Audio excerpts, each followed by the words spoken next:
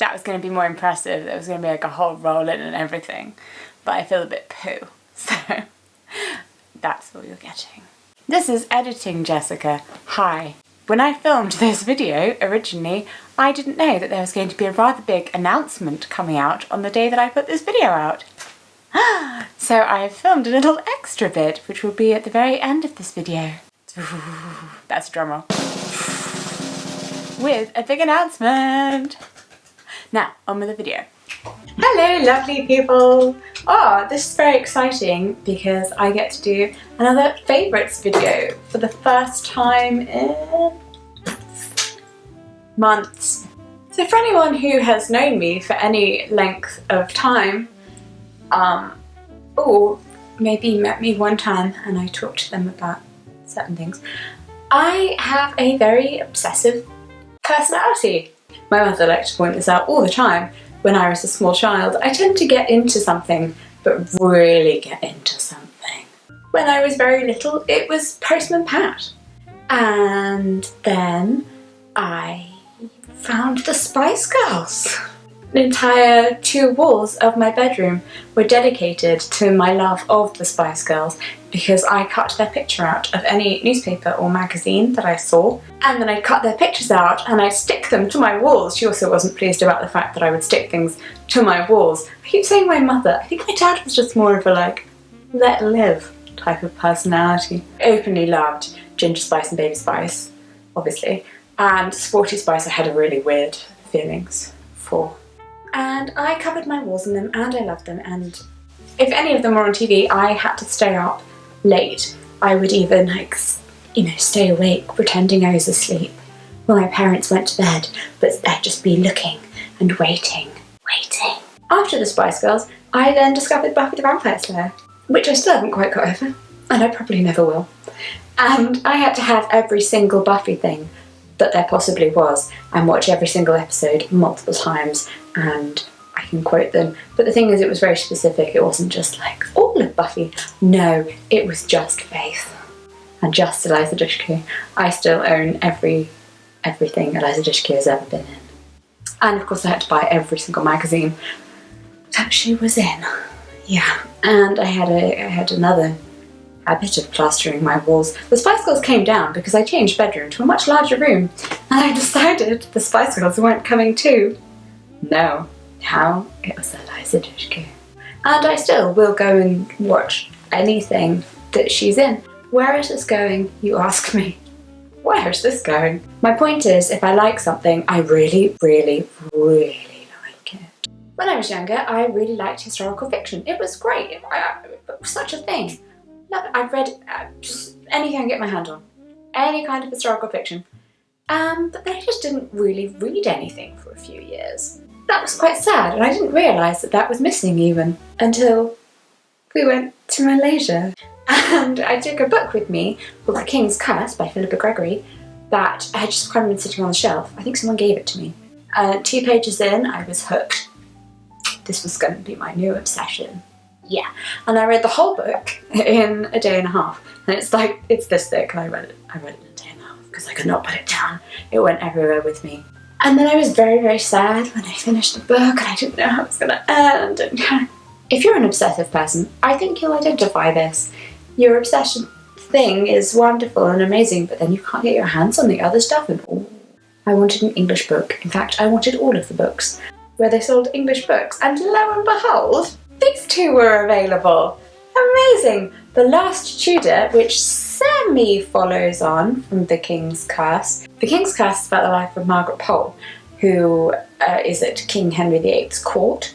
And she's a kinswoman of him, because she is cousin to his. So you follow her life, and through it you see King Henry's descent into madness.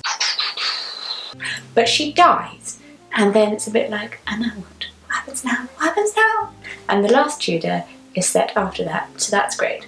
But then The White Queen, also magnificent, is about the life of Elizabeth Woodville, who well, if you know anything about Tudor history, don't talk to me about Tudor history, I could talk for a very long time. Anyway, if you're interested in Tudor history or Plantagenet history, it's amazing. This is a great one. I would start here maybe The White Queen, because then there are a number of books that follow it. And then there are even more books. So I read these two and I was absolutely gripped. Completely couldn't put them down, which meant that I had to immediately get on my Amazon and buy the 4 books that come after it. We have The Lady of the Rivers, which is about Elizabeth Whipple's mother. Very interesting. This one is set in France, and it includes Joan of Arc, the Red Queen. Now this is about King Henry VIII's mother, how she put her son on the throne in a way that wasn't super legal. But then we have The Kingmaker's Daughter, which is about Anne Neville, who is married to Richard III, the White Princess, who is Elizabeth, the wife of King Henry VIII, who was the daughter of Elizabeth Woodville. And wow, she had an interesting life too. I'm going to stop talking about these books now because I'm not a booktuber. People don't come here for the books, Jessica. They're not here for the books. Favourite thing number 2. If you're in need of a beautiful summer skirt, well, my goodness, have I got the answer for you? It's about English roses and gardens. And it's from Collectif, and I am obsessed. It's all of the colours that I am currently loving. I was never a very pink little girl, but I've decided to become a pink adult. And it's that kind of gorgeous linen skirt that can be worn on its own or with multiple petticoats underneath, which you know is the way I like to wear things. Favourite thing number 3, these beautiful shoes. Since getting back from Malaysia, I have been a mixture of unable to leave my bed because I am just too ill for life, and going to London to do multiple work-related things. It's been a big old jumble, lots of stuff happening, and then can't cope with lots of stuff. Please leave me alone in the dark. The pain. She says that like it's different from her normal life. Okay. And every time I have gone on a adventure to London, I've worn these shoes. I bought these in Malaysia while shopping. I have a habit of going shopping thinking, oh, it's fine, I'll walk. I don't need to get the wheelchair. And then being in excruciating pain, needing to change my shoes because sometimes that moves the pain around, and then the pain is slightly lessened. It does make me buy terrible shoes occasionally. Like really, really bad choices. But these were an excellent choice. It's all in Parkson. They have really flexible soles. Their entire range had amazing flexible soles. They are padded inside. They have a bow on, which clearly you know me, I mean. And they also have a little wedge. Now they did have some that were completely flat and some with more of a heel. I can't do flat shoes. I cannot do flat shoes. I have foot drop in my left foot, which means, I mean, it's pretty self-explanatory there. Foot drop means my foot is dropped. So it's natural position. This foot's like this, and this one's like this. And it's very hard for me to bring it up. Oh yeah, I love how I try to explain this, but also use my wrists that aren't ever quite recovered from being paralysed and therefore struggle to bring themselves up. Hands up everyone who has a hypermobility, limp muscle issue or foot drop. Leave me a comment so I feel less alone. Anyway, these shoes came in a range of colours, but I went with navy because it seemed like a good sensible choice. And along with pink, I'm quite liking blue at the moment. Favourite thing number 4. This also came from Malaysia. Unfortunately, however, I cannot show it to you because I ate it. Yes, they're called Fun Stix, and they're essentially just freeze-dried, chopped up vegetables. And they're a delight. I've only recently been able to start eating crisps, and then only like a special few, because they have to be gluten-free, and I can't actually really eat a whole potato.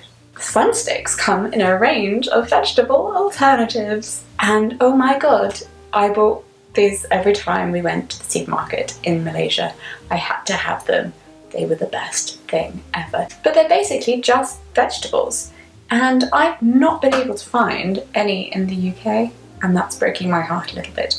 So if you know of any, I think they're freeze-dried, any freeze-dried vegetable crisps that are available in the UK and don't cost the earth, let me know.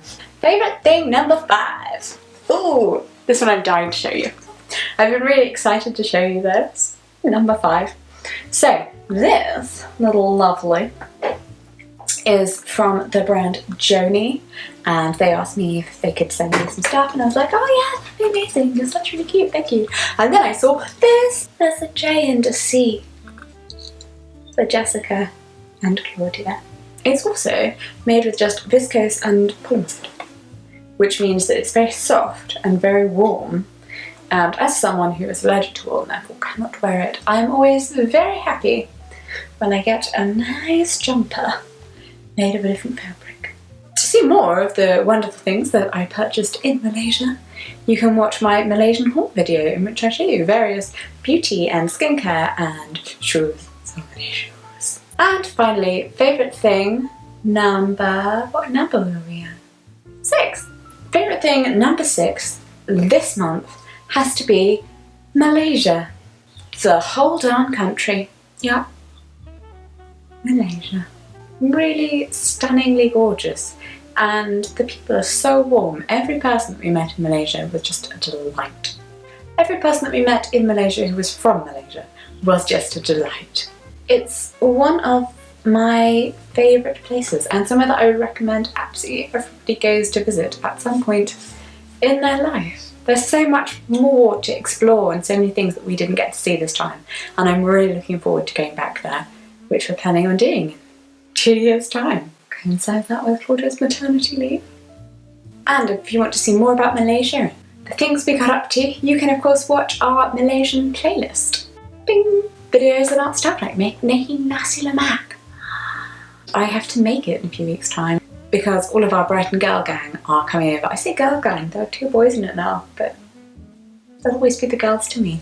So let me know in the comments down below what your favourite thing this month was. Maybe it was somewhere you went. Maybe it was something that you bought. Maybe it was a person. Do also let me know which of the Malaysia videos was your favourite and what you particularly liked about it. Because obviously part of the reason we went on the trip was so that we would have more time and space to stretch ourselves artistically and be creative and try different things and different editing styles and filming styles. So I'd really love to know what you think really worked and you would love to see more of, because I want to put that into more videos. It's absolutely wonderful having this outlet, and thank you. Thank you so much actually for helping to make this possible reality. Oh god, don't get mushy. Come on Jessica, pull it back. Anyway, bye bye my loves, and I shall see you next month. Thank you, past Jessica, for that lovely video. Now, here it is. Here's what I've been dying to tell you guys for weeks now, and I haven't been able to, and I have talked about it a little bit on Twitter and in the community tab, and everyone's like, Jessica, you're such a tease, for God's sake, stop it. Sorry, I just get really excited and I'm not very good at keeping secrets. I then talked about on the community tab on this channel, and I mentioned that it involved a plane and everyone was like, oh my god, you're adopting! And now I feel a bit disappointed even myself that it's not that. The very, very exciting news that involves a plane is that I'm going to VidCon this year. In America! In Los Angeles! Oh my gosh! I've never been to LA before. They asked me to come and they're gonna take Claudia and I to the LA and we're gonna meet loads of people, which is amazing. I'm going to be doing 3 things. I'm going to be giving a talk, which is like, ooh. And I'm going to be moderating a panel, which makes me feel very important, even though you're basically just telling people not to argue. Hopefully no one will argue. And the 3rd thing I'm going to be doing is a new type of meet and greet that they're doing, where rather than meeting and greeting lots and lots of people, you only meet 12. When you buy your ticket, you put down the names of the people that you want to meet, and you will hopefully get your choices. And hopefully, if you are going to VidCon, you will put my name down. I'm really excited. I really hope that some of you can make it, that maybe some of you are going already, or you're now able to buy tickets and come, because please come, support me. But generally, it's very, very, very exciting news. So stoked. I like that. Sounds very American, that expression. Stoked. So, my lovelies, I shall see you very soon. I just had to pop into this video and share this good news with you. It's going to be announced today, so I will be on their featured creators page sometime today, but I don't know when, because they're in America and it's timey-wimey stuff, you know. Oh wait, another thing. Has anyone else been utterly destroyed by Infinity War? Can we talk about Infinity War, please? I'm going to be down in those comments for the next maybe hour, 2 hours, just talking about Infinity War with people, okay? It might be a bit spoilery, but just someone talk to me. Someone hold me. Claudia's not home yet.